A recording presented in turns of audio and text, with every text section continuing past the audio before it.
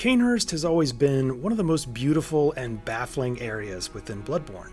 Not surprisingly, the snow-covered castle that's home to a blood-crazed queen has drawn appropriate comparisons to Dracula and other popular works within the fantasy horror genre. But Cainhurst is also home to numerous clues that connect the Forsaken Castle to Bloodborne's Victorian medical metaphor. With a little patience and some deductive reasoning, we can pierce through this fog. Among other things, we'll delve into 4 main topics in this episode. Primarily, we'll explain what Cainhurst is supposed to represent within the game's Victorian medical metaphor. Second, we'll take a look at the gargoyle enemies and discuss where they got their very unusual name. We'll also examine why the bloodlicker enemies look like they do. Third, we'll see what the knight's attire set is supposed to symbolize, and why one gender-specific piece of the attire set has a unique coloration. And finally, we'll examine the symbolism of the various things we find within the Cainhurst throne room. There's a very strange and unexpected correlation. I also cracked the mystery of the stained glass window in the throne room. The evidence related to this discovery is so overwhelming and convincing that it doesn't just undergird what we'll discuss in this episode, it solidifies the findings of this entire series. The review of the stained glass window comes late in the episode because a good deal of context is needed.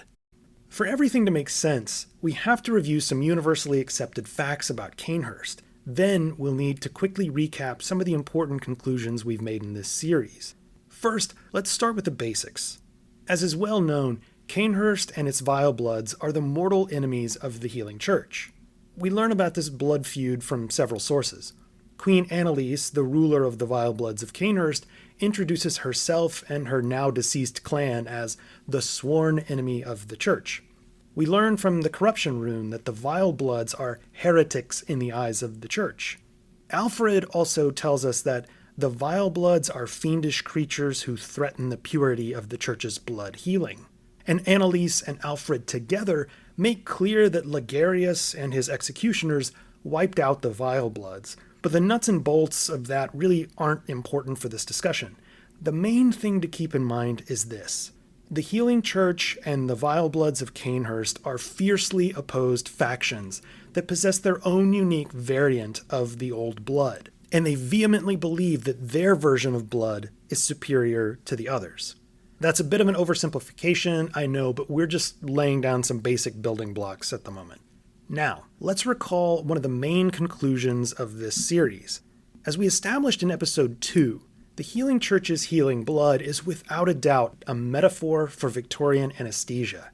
I showed in episode 2 that the blood shares virtually every major characteristic of the anesthetic, ether. Not only are we administered the healing blood in the opening cutscene while lying on an operating table, the blood causes us to drift into a dreamlike state immediately after it's administered, just like we would experience if we were undergoing surgery on an operating table while under the effects of anesthesia. Ether and the healing blood are exceptionally intoxicating, incredibly addictive, noted for their sweet smell, used in medical capacities, and viewed as a sort of universal cure by the masses. With all that in mind, here's the most important bit of deductive reasoning we have to make. If the Healing Church's healing blood is indeed supposed to represent ether, the first successful surgical anesthetic, then the blood of Cainhurst, the arch-enemy of the Healing Church, should represent a competing anesthetic to ether. When we explore Cainhurst with this frame of mind, we find a collection of convincing evidence to support this very conclusion. Let's review a bit of real-life medical history, then we can move on to these lore discoveries. Ether rose to prominence in the early 1840s and was first employed as a surgical anesthetic in the United States. It wasn't long before physicians in the United Kingdom and Europe adopted ether as a general anesthetic for surgical and dental procedures, where it proved remarkably successful. But shortly after ether's emergence in the medical world, a Scottish physician would make a profound discovery that would significantly change Victorian medical practice. In 1847, a doctor named James Young Simpson experimented with chloroform from his home in Edinburgh, inhaling the vapor during incredibly risky late-night sessions that included 2 of his colleagues. Although chloroform shares ether's sweet chemical odor and its addictive properties, Simpson quickly discovered that chloroform's effects were more powerful than ether's, and the substance produced a longer period of unconsciousness without ether's invigorating effects. Simpson was chair of midwifery at the University of Edinburgh Medical School at the time of his discovery of chloroform's anesthetizing effects, and within a matter of days, he began to incorporate the substance into his midwifery practices, most notably in the administration of chloroform to pregnant women to allow for pain-free childbirth. Over the course of his career, Simpson became a leading obstetrician of his era, developing new tools and techniques to safely deliver children and preserve the lives of mothers. But his discovery of chloroform's unparalleled effects and its use in surgical and other medical applications was what led Simpson to become a global name. This context leads us to the first of many revelations about Cainhurst. Let's start with the vile blood itself. Just like chloroform, the vile blood burns, is described as sweet, is intoxicating, and more powerful than the healing church's ether-like blood. Let's look at the evidence. If we decide to join the vile blood clan, Queen Annalise says, "Drink deep of our blood and feel the spreading corruption burn." Chloroform vapor was notorious for burning the throat and lungs of patients, prompting a sensation of choking, both before the patient lost consciousness and after awakening. We also learn from the noble dress that Ariana wears, and from the item Blood of Ariana, that Ariana is a descendant of Cainhurst whose forbidden blood still flows through her veins. Not surprisingly, the blood of Ariana, like sweet-smelling chloroform, is described in both English and Japanese as sweet. It's worth noting that neither the blood of Adela nor the blood of Adeline is described this way. The adjective sweet was intentionally applied to the blood of Ariana to establish its medical representation of chloroform. This is just the start. Let's keep going. As it applies to Bloodborne's medical metaphor, it's crucial to recognize that James Young Simpson didn't just champion chloroform on its own merit.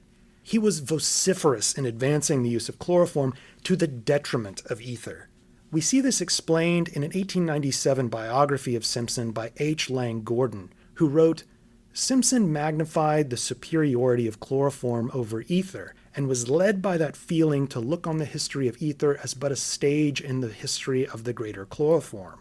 He regarded chloroform as the only anesthetic. An offense was naturally taken by the introducers and advocates of ether." As we see here, Simpson shamelessly touted the superiority of chloroform over ether and railed against ether's originators and its adherents in the medical community. French and English physicians argued passionately that chloroform was dangerous and was responsible for numerous sudden deaths of patients. The Anglican Church, meanwhile, denounced Simpson's use of chloroform in childbirth, calling it sacrilegious. But Simpson was relentless in his defense of chloroform, both in his speaking engagements and his many published articles in the medical journals of Great Britain. If you've been following this series, you might recall that I've said at times that the healing blood represents Victorian anesthetics, such as ether and chloroform. There are a few details that seem to suggest it could be either one. But the more I look at the evidence, I think my initial conclusion from part 2 of this series is accurate. The healing blood is meant to represent ether, while the blood of Cainhurst is supposed to represent chloroform.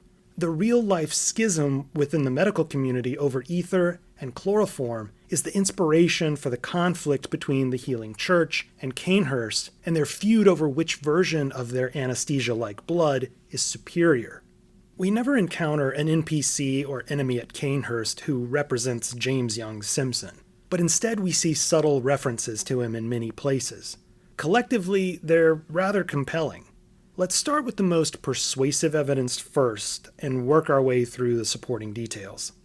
Let's recall a couple of key takeaways from this series. As I've repeatedly said, From Software used hunters as a metaphor for Victorian surgeons and anatomists. And while beasts can represent people who have lost their humanity to addiction to the anesthesia-like healing blood, beasts are also a metaphor for surgical patients and cadavers. Hunters carve up beasts, just like surgeons and anatomists carve up human bodies. We see this metaphor within the appropriately named beast patients, the blood-starved beast and its dissected body, and within the nightmare corpse of Lawrence, which is a direct nod to the plaster cast of a dissected body titled From Nature. Within Yharnam, hunters are responsible for killing beasts. But at Cainhurst, as the Rider Palace description states, it was the knights who were tasked with slaying beasts. The old nobles, longtime imbibers of blood, are no strangers to the sanguine plague, and the disposal of beasts was a discreet task left to their servants, or knights as they were called for the sake of appearances.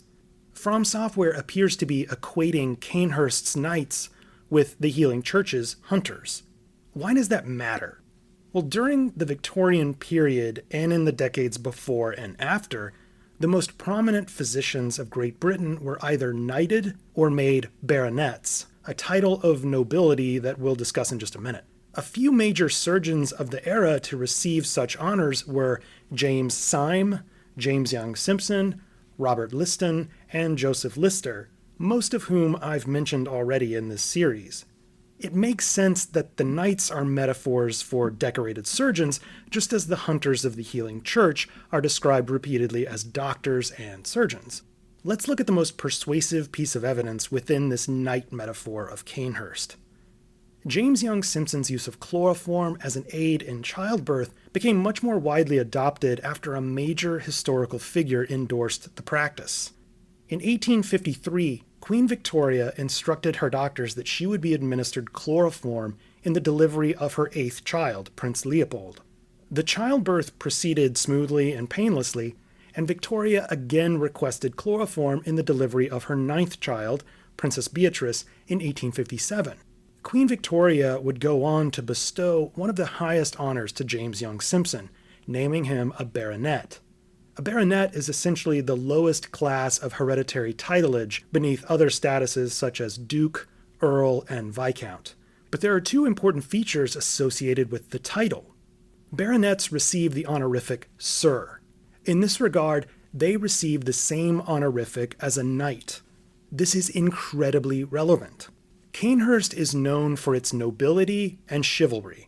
In addition to its queen, who sits in a lavishly decorated throne room, the castle was once home to nobles and knights.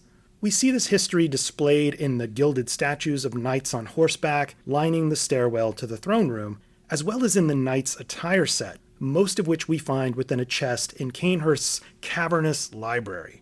In addition to their honorific Sir, baronets were in essence deemed hereditary nobility. Their sons would be titled 2nd Baronet, their grandson would be 3rd Baronet, and so forth. As such, the baronet would receive a coat of arms with symbols to reflect their family's house, as well as the baronetcy honor. For baronets within most of Great Britain, this meant their coat of arms would include a special symbol associated with the baronetcy, the Red Hand of Ulster. Here, we see Sir James Young Simpson's coat of arms, with argent crescents signifying the Simpson family, and the Red Hand of Ulster shown below a goshawk. Baronets also would receive a badge or medal as a token of their title, which also displays the Red Hand of Ulster set within gold ornamentation. This is another clue linking Simpson with Cainhurst. The female version of the knight's gloves is completely different from the male version, and with its red coloring, is one of the most distinctive pieces of attire in the entire game. Per the item description, the female knight's gloves are a regal piece graced with gold work on red fabric. Simpson, as a 1st Baronet, would be titled Sir James Young Simpson, just as a knight would, and the Red Hand of Ulster, just like the red gloves of the Cainhurst Knights, would be prominently displayed on his coat of arms and his baronet badge. This remains one of my favorite lore discoveries of the entire series. The knight's garb also gives us a revealing clue that reinforces the Victorian medical metaphor and the portrayal of knights as surgeons and anatomists. The set description states, "The Cainhurst way is a mix of nostalgia and bombast. They take great pride even in the blood-stained corpses of beasts that they leave behind, confident that they will stand as examples of decadent art." While at first this description seems to portray Cainhurst nobles as psychotic taxidermists, we know that beast is a term we're supposed to see as a metaphor for surgical patients and cadavers that have been dissected. When we think about it that way, the knight's attire description takes on a whole new meaning. The Knights of Cainhurst are a group of extravagant, regal figures who have constructed a monument to, or artistic display of, dead bodies. What would that look like in real life? It's not far-fetched. It's an anatomical museum, just like what we would see within Edinburgh's Royal College of Surgeons and its Surgeons' Hall museums. Not only does the old Surgeons' Hall Museum house the piece titled From Nature, which inspired Lawrence's claret beast positioning in the Nightmare Cathedral, it contains hundreds of installations and artifacts of bygone surgical eras, including preserved body parts and skeletal remains. This is the decadent art of blood-stained corpses of beasts that the knight's attire is referring to. It's disappointing that we don't see any sort of depiction of a museum or art gallery within Cainhurst that would display the decadent art mentioned in the knight's attire. Perhaps it'd be too on the nose and spoil the underlying metaphor. Instead, Cainhurst's interior, or at least what we're able to access, is essentially limited to 4 rooms. We have the grand entrance, which is a lofty hall of sorts. We have the dining room, and we have the throne room. But the overwhelming majority of the indoor square footage we can traverse within Cainhurst is in its massive library. The gargantuan size of the library spanning multiple floors is an indication to us that Cainhurst is a place of study and historical records. I think this is intentional. Let's focus again on James Young Simpson. As a physician, Simpson was renowned for his pen. He was a prolific writer who published frequently within the medical journals of Great Britain, and it could be argued that he was the driving force behind medical publications becoming a major source of scholarship and exchange of knowledge in the 19th and 20th centuries. Simpson read voraciously, and in an era in which academic citations were rare if used at all, Simpson once published a journal article that cited 230 sources. His scholarly reputation would lead him to the position of president of the Royal College of Physicians of Edinburgh in 1850. We see a few design similarities between Cainhurst's interior and the rooms of the Royal College of Physicians. First, just like at Cainhurst, we have a multi-story library with a long rectangular layout. The space is regularly rented out for weddings and wedding receptions, hence the long table in the middle of the room, much like we see in the lower floor of Cainhurst's library. Second, we have a gallery ballroom. Just as in Cainhurst's entrance hall, we see marble columns lining the sides, but we also have statues built into the space of the vaulted ceiling, much like in Cainhurst, which displays statues set into the alcoves of the wall. These statues aren't the same, and we'll discuss the statues of Cainhurst when we examine the throne room. James Young Simpson wasn't just interested in medicine. As I mentioned before, he was a prolific reader and writer, and he was fascinated with ancient history. He wrote a series of essays that would be published after his death in a book titled Archaeological Essays, which explored artifacts, architecture, and glyphs of prehistoric England, Ireland, Scotland, and Egypt. Because of his reputation as an archaeological scholar, Simpson was asked to deliver the annual address to the Society of Antiquaries of Scotland in 1861. Simpson's expertise in obstetrics, childbirth, and the antiquities, I believe, are why the gargoyle enemies we find at Cainhurst are named lost children of antiquity. A lost child can mean a child who died during pregnancy or childbirth, while antiquity is a term meaning ancient history and the relics, architecture, and artwork of the distant past.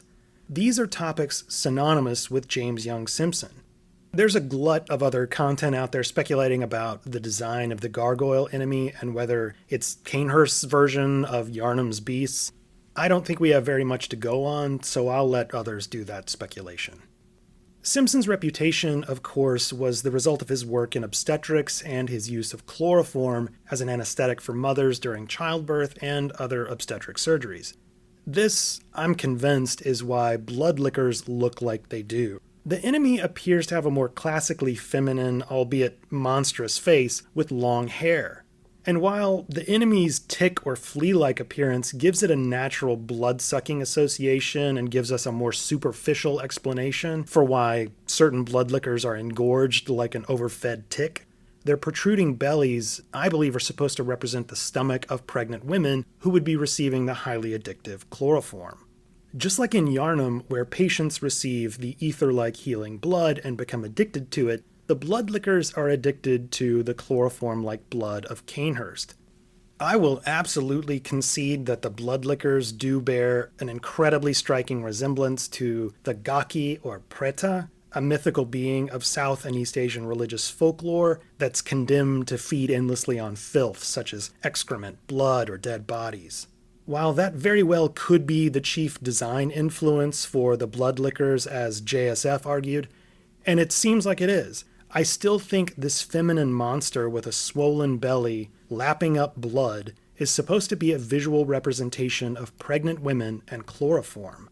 This segues nicely into Annalise and the main idea of Cainhurst. Annalise, at her core, is fixated on one thing: her bloodline. She is desperate for an heir, specifically a child of blood. Just like James Young Simpson was known for his discovery of chloroform as an anesthetic and his subsequent use of chloroform in childbirth, Annalise is fixated on her chloroform-like blood and her ability to somehow bear a child. She wants blood dregs to help her bear the child of blood, and as is well known, these blood dregs resemble sperm cells. Annalise's fixation on gathering sperm-like dregs in order to bear a child is From Software's way of getting us, the player, to associate Cainhurst with pregnancy and childbirth. From Software then layers onto this the vile blood, a version of the old blood that is seen as heretical to the healing church's ether-like blood. We thus are able to see the vile blood as a parallel for chloroform and its relationship to pain-free childbirth. With that said, I'm going to make a somewhat speculative argument, which I really try to avoid doing. I just think this is interesting and slightly plausible. As many players have pointed out over the years, it's strange that we find several named female NPCs in the game who have similar naming conventions. For example, the Healing Church's two named blood saints are Adela and Adeline. Meanwhile, the female NPCs associated with Cainhurst are Annalise and Ariana. I think the use of Anna or Anna in both of their names is a reference to anesthesia. I realize that sounds ridiculous, but hear me out. One of the more popular stories associated with James Young Simpson is one simply known as Chloroform Baby. On November 9, 1847, just days after his discovery of chloroform's anesthetic effects, Simpson used the substance for the first time to assist in the delivery of a child. The mother had experienced a difficult 3-day labor in the birth of her first child, and after 3 hours into this delivery process, she was suffering from extreme pain and anxiety. Simpson administered chloroform on the woman, who fell asleep and gave birth to the child within minutes. As the story goes, the mother was so astounded and grateful to Simpson that she named her child Anesthesia. Although the story appears to have been completely contrived by Simpson's daughter, Eve, who included it in a biography of her father, the myth persisted for nearly 40 years until a man confirmed that his mother was indeed the chloroform baby, and her real name was Jane Carsters. Still, I wonder if this myth of the child named Anesthesia is what inspired the inclusion of Anna into the names of Annalise and Ariana, two women whose blood is a metaphor for chloroform. It's an entertaining idea. Let's turn our attention now to the hidden throne room.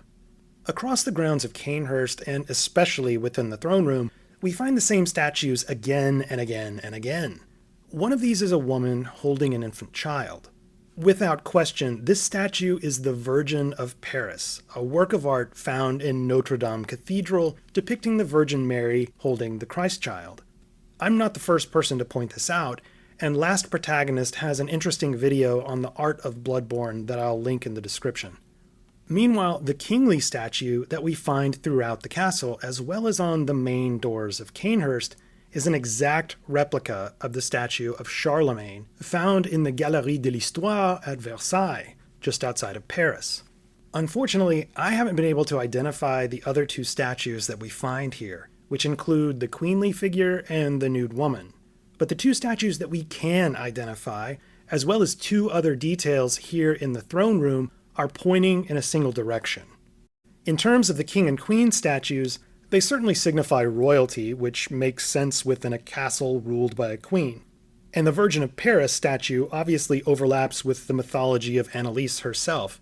She's a woman with no male companion, yet she wants more than anything to give birth to a child of blood. There's a sort of immaculate conception and virgin birth mythos around her, just as with Mary and the Christ child. But that's not where these statues are leading us. We've got to keep investigating. Let's examine Annalise. Annalise is wearing a metal helmet and tells us we are prisoner to this wretched mask. This, of course, leads us to the obvious connection with The Man in the Iron Mask, a story by French author Alexandre Dumas that was inspired by the true history of an unnamed French prisoner in the early 1700s. This unidentified figure was incarcerated and died within the Bastille, the infamous place of confinement for political prisoners in Paris. We thus have a theme here at Cainhurst, but especially within the throne room. We have two statues that are exact replicas of statues found in and around Paris, while Annalise herself comes across as a metal mask-wearing prisoner just like the Man in the Iron Mask of Paris. I am convinced that these are clues intentionally dropped into Cainhurst, mainly the throne room, to get us to focus on France, so that we can solve the castle's final mystery, the stained glass window. It's difficult to make heads or tails of many aspects of this window, but there are some elements that we can extract and illuminate. At the center of the window's lower half, we find a collection of symbols, including 3 upward-facing crescents, which is the standard orientation of the crescent within heraldry.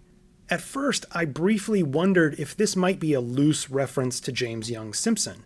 The Simpson Baronet coat of arms, as we saw earlier, contains 2 upward-facing crescents, and the Simpson family coat of arms contains 3 upward-facing crescents. But those are silver or argent crescents, not gold. The royal blue color and white stripes also made me think this might be a reference to the Scottish flag. But after closer inspection, I realized that this is itself a coat of arms in the window, as we can see outlined here. The field of the coat of arms is royal blue, or in the heraldic nomenclature, azure, and contains several standard symbols of heraldry, including a white or argent chevron and 3 golden upward-facing crescents. But it's also covered by an inverted black triangle, which isn't a traditional heraldic symbol, and just seems to obstruct our view. I am baffled by this triangle, so I thought I'd investigate the items that I could identify. There are 2 coats of arms that I could find that share the primary design. One belongs to Clan Dury, a Scottish family, and although much of Bloodborne is based upon Edinburgh, this isn't the correct coat of arms. Instead, it refers to the Blason de Dienne, the coat of arms of the family of Dienne, a small commune in south-central France. As we saw before, everything in this room seems to point to France. The commune of Dienne derives its name from Diana, the Roman goddess of the hunt and protector of hunters. Diana is frequently depicted in artwork as accompanied by 1 or more short-haired hunting dogs, such as greyhounds, which could also help explain why the coat of arms in the stained glass window is surrounded by what appear to be 3 short-haired dogs. I think I've seen a few players refer to these as decapitated animals, but I think the dogs just have collars on their necks like we see in some of these examples from heraldry. The animal at the top could be a stag rather than a dog, which also is very common in depictions of Diana and her Greek predecessor, Artemis. Diana being goddess of the hunt is relevant symbolism for the game Bloodborne, I suppose, but that's not what we're supposed to take away from this. Diana is also the goddess of childbirth and a guardian of women during labor.